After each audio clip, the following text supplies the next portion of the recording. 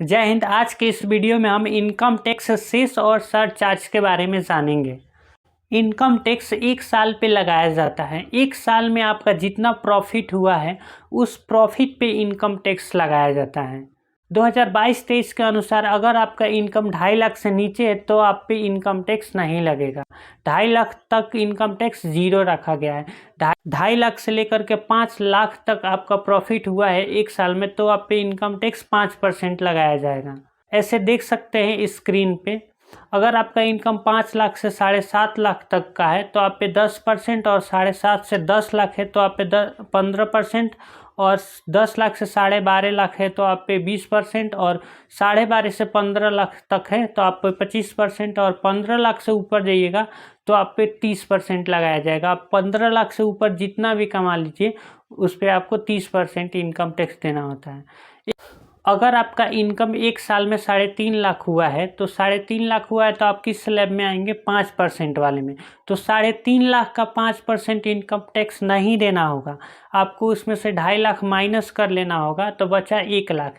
तो 1 लाख पे आपको 5% देने होंगे टैक्स, यानी 1 लाख का 5% हो गया 5,000 रुपये। तो आपको 5,000 रुपये टैक्स देने होंगे। अब समझते हैं सेस क्या होता है। तो सेस एक प्रकार का टैक्स ही होता है। जो लोग इनकम टैक्स भरते हैं उनको सेस देना होता है।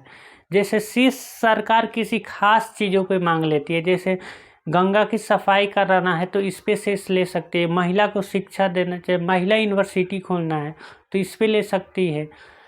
कहीं बाढ़ को कंट्रोल करना है तो इस पे सेस ले सकती है। आपदा कहीं पे आ गया है तो उसके नाम पे सेस लेती है सरकार, जो इनकम टैक्स देते हैं।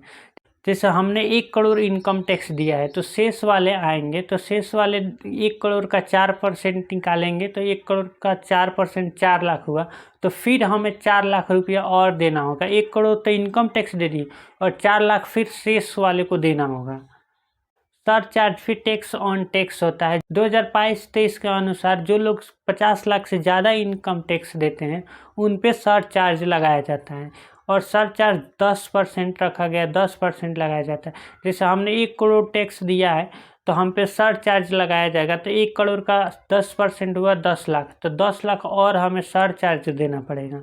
तो शेष दे दिए 4 लाख और सरचार्ज दे दिए 10 लाख और इनकम टैक्स दे दिए 1 करोड़।